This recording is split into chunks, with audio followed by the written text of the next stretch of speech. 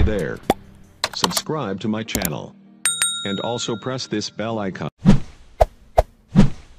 بسم الله الرحمن الرحيم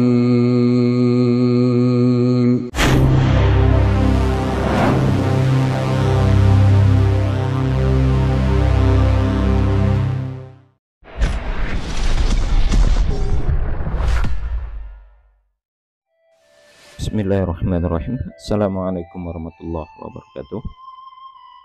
Alhamdulillahirabbil alamin. Assalatu wassalamu ala asyrafil anbiya'i wal mursalin wa ala alihi washabihi rasulillahi ajma'in. Rabbi shrah li sadri wa yassir li amri wa hlul 'uqdatam min lisani yafqahu qawli. Alhamdulillah, puji syukur kita ucapkan kehadirat Allah Subhanahu wa taala. Sampai hari ini Allah masih memberikan kesehatan kepada kita semua. Salawat dan salam kepada Nabi Allah Muhammad sallallahu alaihi wasallam. Allahumma shalli ala Muhammad wa ala ali Muhammad. Uswatun hasanah buat kita semua, contoh suri tauladan hidup untuk seluruh umat manusia. Saudara sekalian,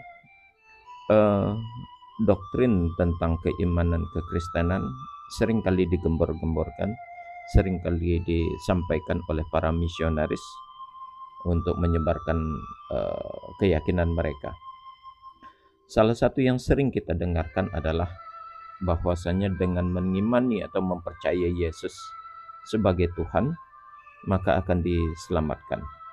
Dengan bahasa lain, iman kepada Yesus memberikan jaminan orang itu akan masuk surga, ya. Atau mempercayai Yesus sebagai Tuhan, maka itu bisa menyelamatkan dirinya untuk masuk ke dalam surga.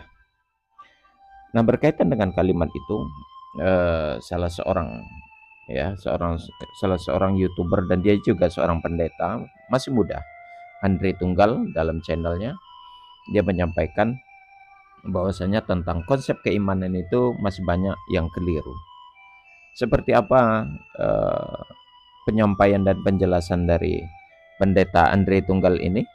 Dia mencoba meyakini orang tentang konsep kesalahan yang di dalam memahami iman kepada Yesus, atau siapa yang beriman kepada Yesus akan diselamatkan dan akan masuk ke dalam surga. Mari sama-sama kita saksikan, saudara. Saya ingin mengatakan jelas bahwa begini loh, keselamatan di dalam Kristen itu benar oleh karena iman dan bukan karena perbuatan. Betul, doktrin keselamatan Kristen itu adalah keselamatan oleh karena iman, bukan karena perbuatan. Tapi Efesus pasal 2 ayat 8 dan 9 mengatakan, sebab karena kasih karunia kamu diselamatkan oleh karena iman. Itu bukan hasil usahamu, tapi pemberian Allah, dan itu bukan hasil pekerjaanmu. Jangan ada orang yang memegahkan diri. Ini benar. Tetapi seringkali yang tidak dipahami dengan lengkap oleh orang-orang awam atau orang-orang non-Kristen tentang doktrin keselamatan ini adalah mereka mendangkalkan arti kata iman ini sendiri. Iman kepada Yesus itu berarti mempercayakan hidup kepada Yesus, bukan ngasal percaya bahwa Yesus adalah Tuhan. Ingat, iblis juga percaya Yesus Tuhan. Jadi bedanya apa imannya orang Kristen? Percayanya orang Kristen dengan percayanya iblis apa? Orang Kristen mempercayakan diri, mempercayakan pikirannya, perkataannya, dan perbuatannya seturut kehendak Yesus. Dan itu tidak dilakukan oleh iblis. Hidup saya, bagaimana saya menghidupinya, bagaimana saya menjalaninya, yaitu saya akan dasarkan pada iman kepada Yesus Kristus. Jadi beriman pada Yesus itu bukan percaya bahwa Yesus Tuhan semata-mata, bukan. Tetapi percaya kepada Yesus atau beriman kepada Yesus itu artinya saya mempercayakan diri saya kepada Yesus. Di dalam Yakobus pasal 2 ayat 17 dikatakan iman tanpa perbuatan adalah mati. Baik, sudah sama-sama kita dengarkan penjelasan dari pendeta Andre Tunggal. Nama pastinya saya lupa, cuman channelnya berbunyi demikian, tersebutkan Andre Tunggal. Baik, saudara, saya menemukan adanya konsep kontradiktif begitu ya, pertentangan yang dia sampaikan, yang dia ucapkan berkaitan tentang iman itu sendiri di dalam kekristenan. Di dalam kekristenan, seperti yang dia sampaikan tadi, orang yang menganggap atau yang meyakini dengan percaya kepada Yesus sebagai Tuhan itu akan diselamatkan, itu satu pemahaman yang keliru. Jelas memang dengan percaya kepada Yesus sebagai Tuhan itu satu kekeliruan, itu memang benar, ya, itu memang benar. Hanya saja permasalahannya, saudara, justru itu yang tertanam di dalam iman atau di dalam keyakinan saudara-saudara Kristen kita atau umat yang beragama Kristen. Dan sebenarnya dia tadi sudah memberikan satu ayat, ya, satu ayat yang membuktikan bahwasanya iman itu tidak cukup. Di dalam Yakobus pasal 2 ayat 17, di situ intinya iman tanpa perbuatan adalah mati. Artinya konsep seseorang yang mengimani hanya mempercayai Yesus itu diselamatkan dan masuk surga, itu berarti konsep bohong. Berdasarkan ayat ini, ya, dan juga berdasarkan penjelasan Pendeta Andri Tunggal tadi, artinya dia juga mengakui konsep yang sering digembor-gemborkan oleh saudara-saudara kita yang beragama Kristen, khususnya para misionaris pada umumnya, seringkali di dalam mengembankan tugasnya, doktrin ini sering dijadikan senjata, bahwasanya dengan mempercayai Yesus sebagai Tuhan terus dia akan diselamatkan lalu masuk surga. Itu sangat tidak rasional gitu ya, atau bahasa lainnya irrasional gitu.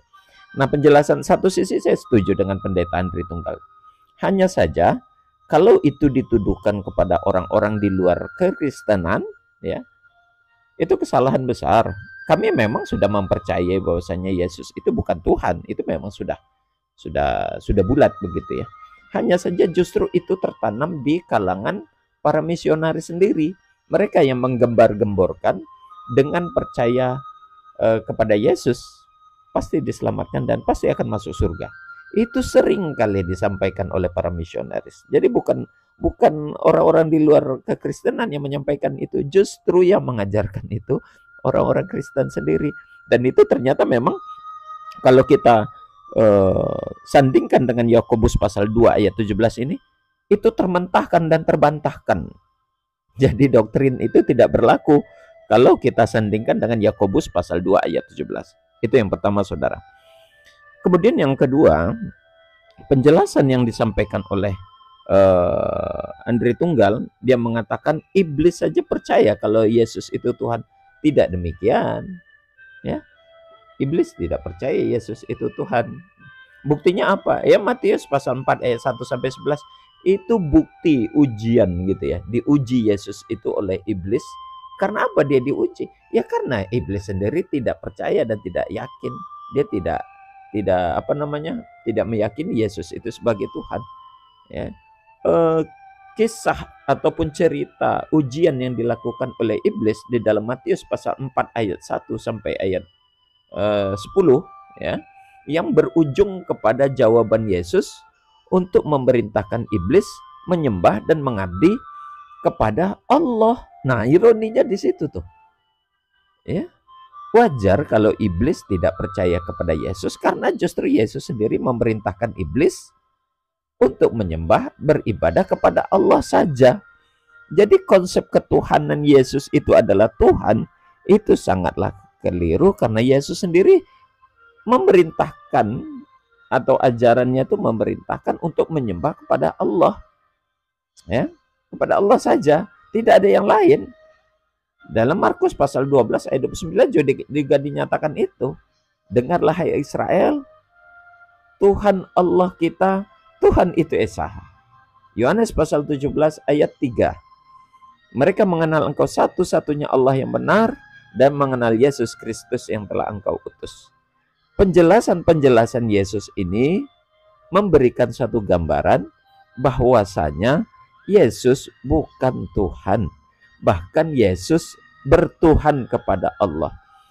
Apa yang disampaikan Yesus di dalam Matius pasal 4 ayat 10 yang didakwahkan atau disampaikan kepada iblis justru memberikan gambaran bahwasanya dia membawa risalah, membawa ajaran untuk mentauhidkan Allah.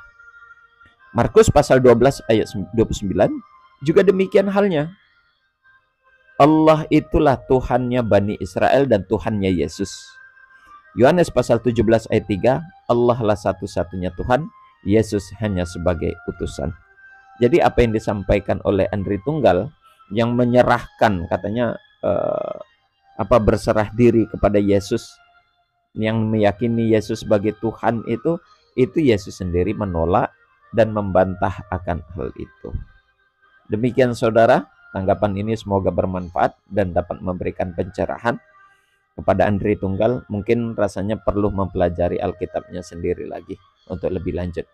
Demikian kita akhiri dengan kafaratul majelis. Subhanakallahumma wa bihamdik, asyhadu an la ilaha illa anta, astaghfiruka wa atubu ilaik. Assalamualaikum warahmatullahi wabarakatuh.